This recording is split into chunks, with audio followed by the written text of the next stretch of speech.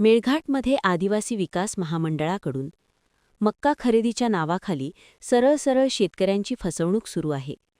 चित्राम सेलुकर या आदिवासी शेतकऱ्यांनी आज आवागड ते सेमाडोह 35 किलोमीटर ट्रॅक्टरमध्ये मक्का नेला. तो या मगरूर अधिकाऱ्यांनी परत पाठवला. ही अत्यंत मगरूरी यांची झाली असल्याचे दिसून येते. प्रत्येक खरेदी केंद्रावर 500 ते 600 आदिवासी शेतकऱ्यांची नोंदणी करण्यात आली. मात्र आज 4 महिने होऊनसुद्धा प्रत्यक्षात फक्त 100 ते 150च्या आसपास शेतकऱ्यांकडूनच मका खरेदी करण्यात आली आहे. ज्यांचा मक्का खरेदी झाला त्यांना अजूनपर्यंत पैसे मिळालेले नाहीत. नमस्कार, मैं चित्राम सेलुकर और ये मेरे पिताजी है गंगाराम सेलुकर।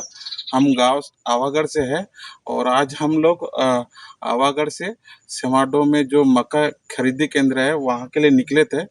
जो कि वहाँ का जो इंचार्ज है उनका मेरा पिछले 2 सप्ताह से मेरा बातचीत हो रहा है कि हमारा माल कब खरीदेंगे। तो पिछले 2 सप्ताह से उनका एक ही जवाब है कि आप शाम को फ़ोन लगाओ, शाम को फ़ोन लगाओ। हर दिन शाम को फ़ोन लगाने के बाद सोमवार को उन्होंने कहा कि आप बुधवार के दिन आ जाइए। तो मैं आज बुधवार दिन सुबह मेरे गांव से 8 बजे से निकला हूं और अभी दोपहर का 1:30 बज रहा है।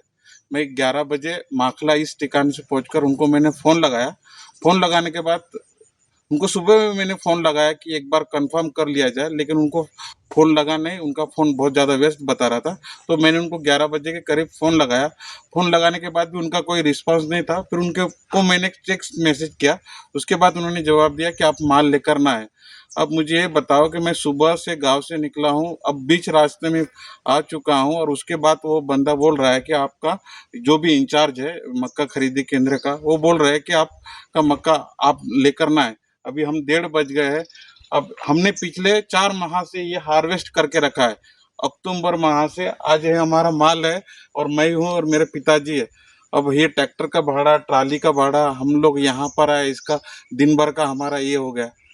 तो मैं प्रशासन से ये कहूँगा कि वो ये सारा समस्या का हल कीजिए। हा प्रकार अत्यंत गंभीर असून यामागे काहीतरी वेगळाच हेतू असल्याची शंका निर्माण आम्ही याआधीच केली होती. नोंदणीकृत सर्व शेतकऱ्यांकडून तात्काळ मका खरेदी करण्यात यावी ही आमची ठाम मागणी आहे. गरज पडल्यास शेतकऱ्यांचा मका थेट खरेदी न झाल्यास अधिकाऱ्यांच्या कानाखाली वाजवू इशाराही आम्ही देत आहोत. या संपूर्ण प्रकरणाची जबाबदारी संबंधित अधिकाऱ्यांचीच राहील.